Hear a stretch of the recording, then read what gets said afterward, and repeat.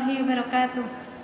Alhamdulillahirrabbilalamin. Puji syukur kita haturkan kepada Allah Subhanahu wa Ta'ala atas limpahan nikmatnya sehingga kami dapat menyusun video ini tanpa ada halangan suatu apapun.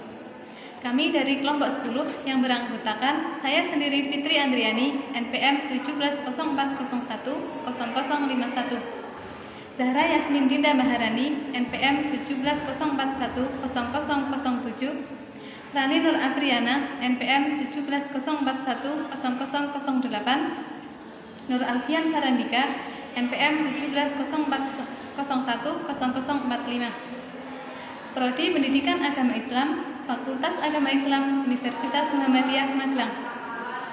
Kami dari kelompok 10 akan mempresentasikan hasil diskusi kami dengan judul Perbedaan mazhab dalam hukum muamalah atau syirkah.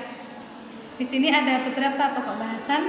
Yang pertama yaitu pengertian dan landasan hukum syirkah yang akan disampaikan oleh saya sendiri. Kemudian yang selanjutnya syarat-syarat syirkah yang akan disampaikan oleh Mbak Rani. Macam-macam syirkah yang akan disampaikan oleh Mbak Dinda dan Mas Alfian. Langsung saja yang pertama yaitu pengertian syirkah. Syirkah secara bahasa yaitu al-ikhtilat atau percampuran, yang artinya persekutuan antara dua hal atau lebih sehingga keduanya sulit dibedakan. Menurut kompilasi hukum ekonomi syariah pasal 20 ayat 3, syirkah adalah kerjasama antara dua orang atau lebih dalam hal permodalan, keterampilan, atau kepercayaan dalam usaha tertentu dengan pembagian keuntungan berdasarkan nisbah yang telah disepakati oleh pihak-pihak yang berserikat. Sedangkan pengertian syirkah menurut beberapa imam mazhab yaitu yang pertama, menurut ahli fikih Hanafiyah, syirkah adalah akad antara pihak-pihak yang berserikat dalam modal dan keuntungan.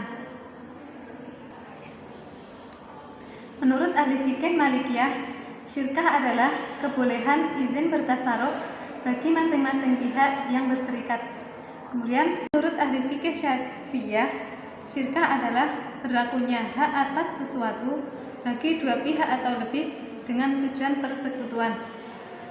Dari beberapa pengertian di atas, maka dapat disimpulkan bahwa syirkah merupakan kerjasama antara dua orang atau lebih, baik dalam hal permodalan, keterampilan, ataupun kepercayaan untuk mengelola suatu usaha tertentu dengan pembagian keuntungan dan risiko kerugian berdasarkan kesepakatan yang telah disepakati oleh pihak-pihak terkait.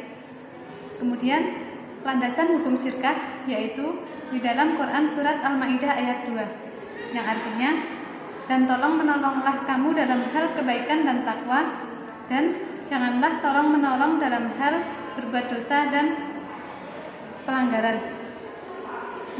Dari ayat tersebut kita tahu bahwa kita diperintahkan untuk bekerja sama atau tolong-menolong dalam hal kebaikan dan takwa, dan kita dilarang untuk bekerja sama dalam berbuat dosa.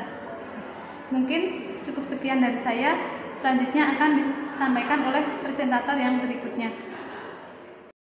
Saya Rani Nur Apriana, NPM 1704010008, Prodi Pendidikan Agama Islam dari kelompok 10. Saya akan meneruskan materi yang dibawakan oleh Mbak Fitri Andriani yang sebelumnya menyampaikan mengenai pengertian dan landasan hukum syirkah. Kemudian saya akan melanjutkan materi mengenai syarat-syarat syirkah. Di sini syarat-syarat syirkah dibagi menjadi dua, yaitu yang pertama, syarat syirkah yang disepakati oleh ulama mazhab fikih, dan yang kedua, syarat syirkah yang diperselisihkan. Syarat syirkah yang disepakati oleh ulama mazhab fikih ada 4, yaitu yang pertama, kedua belah pihak yang melakukan transaksi memiliki kecakapan atau keahlian untuk mewakilkan dan menerima perwakilan. Selain itu, keduanya merupakan orang yang sudah balik dan mampu membuat keputusan. Yang kedua, modal syirkah harus diketahui. Apabila modal syirkah tersebut tidak diketahui dan hanya spekulatif, maka itu tidaklah sah, karena modal tersebut akan menjadi rujukan ketika aliansi dibubarkan. karena hal itu tidak dapat dilakukan tanpa mengetahui modal. Kemudian yang ketiga, modal syirkah harus ada pada saat transaksi. Modal tersebut harus real atau nyata agar transaksi dapat dilakukan. Kemudian yang keempat, besarnya keuntungan harus dapat diketahui, yaitu dengan penjumlahan yang berlaku. Kemudian yang kedua yaitu syarat syirkah yang diperselisihkan. Di sini ada 3, yaitu yang pertama, dalam hal modal syirkah, menurut Syafi'iyah berpendapat bahwa modal syirkah itu berasal dari barang yang ada padanannya, yaitu barang yang dapat ditakar dan ditimbang. Selain itu juga barang yang boleh dijual belikan dengan salam seperti emas dan perak. Namun mazhab-mazhab yang lain tidak mensyaratkan hal yang demikian. Sedangkan menurut Hanafiyah dan salah satu riwayat dari Hanabilah mengatakan bahwa modal syirkah itu harus berupa nilai atau harga, bukan barang, yang meskipun itu dapat ditakar dan ditimbang.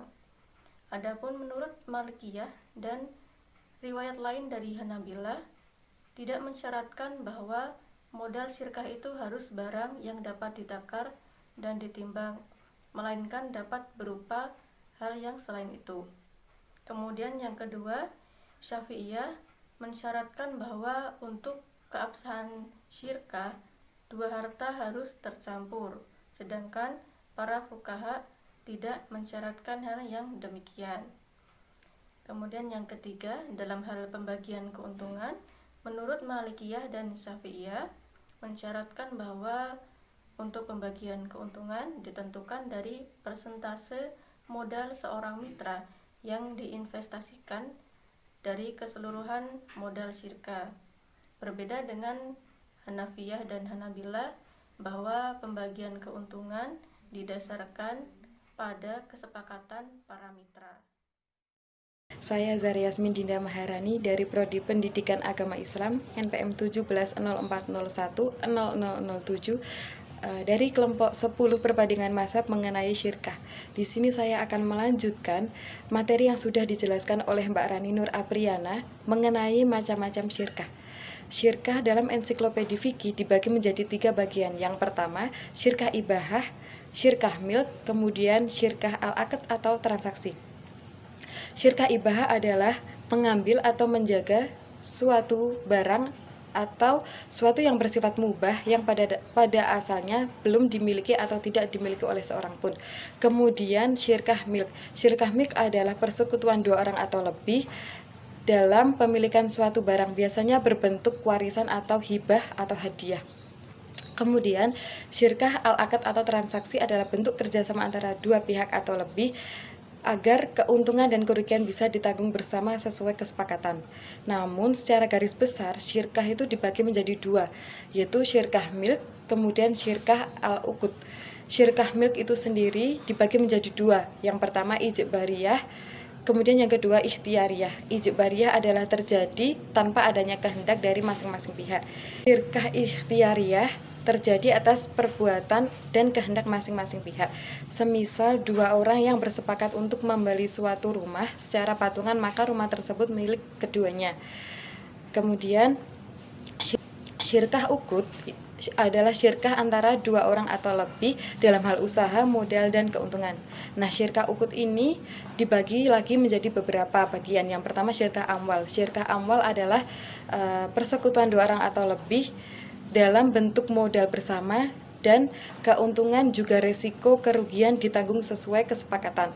Kemudian syirkah al-a'mal atau syirkah abadan adalah syirkah yang persekutuan antara 2 pihak atau lebih dalam bentuk atau mengerjakan suatu pekerjaan yang dengannya hasil atau upah ditanggung bersamaan atau sesuai kesepakatan. Baik, saya melanjutkan presentasi dari presentator sebelumnya. Dimulai dengan C, yaitu syirkah wujuh. Adalah kerjasama tanpa menggunakan modal. Ulama Syafi'iyah berpendapat bahwa ini tidak sah. Ulama Malikiyah dan Imamiyah juga berpendapat bahwa syirkah ini tidak sah. Kemudian yang D, syirkah al-inan, yaitu sebuah persekutuan atau kerjasama di mana posisi dan komposisi pihak-pihak yang terlibat di dalamnya adalah sama, baik dalam hal modal, pekerjaan maupun dalam hal keuntungan dan resiko kerugian. Ulama fikih sepakat membolehkan syirkah ini. Hanya terdapat perbedaan pendapat dalam menentukan persyaratannya. Menurut ulama Hanafiyah, pembagian keuntungan bergantung pada besarnya modal. Jadi membolehkan adanya kelebihan keuntungan salah seorang, namun kerugian harus dihitung berdasarkan modal. Kemudian menurut ulama Malikiyah dan Syafi'iyah, pembagian keuntungan bergantung pada besarnya modal jika modal masing-masing sama. Namun pembagian keuntungan dan kerugian tidak sama. Jika pembagian keuntungan dan kerugian tidak sama, maka syirkah menjadi batal. Yang selanjutnya adalah mengenai syirkah al-mufawadah, yaitu sebuah kerjasama atau persekutuan di mana posisi dan komposisi pihak-pihak yang terlibat di dalamnya tidak sama. Yang sebelumnya sama, yang sekarang tidak sama, baik dalam hal modal, pekerjaan maupun dalam hal keuntungan dan resiko kerugian. Yang selanjutnya F, syirkah al-mudharabah, yaitu persekutuan atau kerjasama antara pemilik modal dengan pihak yang ahli dalam berdagang atau pengusaha, di mana pihak pemodal menyediakan seluruh modal kerjanya. Kalau zaman sekarang biasanya seperti investor, kita investasi ke perusahaan lain, mirip-mirip kayak syirkah al-mudharabah, seperti itu. Sekian yang dapat disampaikan. Saya hanya melanjutkan apa yang sudah dipresentasikan dari presentator sebelumnya. Banyak kesalahan dari kami, kelompok 10, mohon maaf. Yang sebesar-besarnya. Ada tambahan silahkan nanti ditambahi, ada sanggahan silahkan nanti disanggah, ada pertanyaan silahkan nanti ditanyakan. Barangkali dari kami juga memiliki PR yang banyak dari materi tersebut. Sekian, Assalamualaikum warahmatullahi wabarakatuh.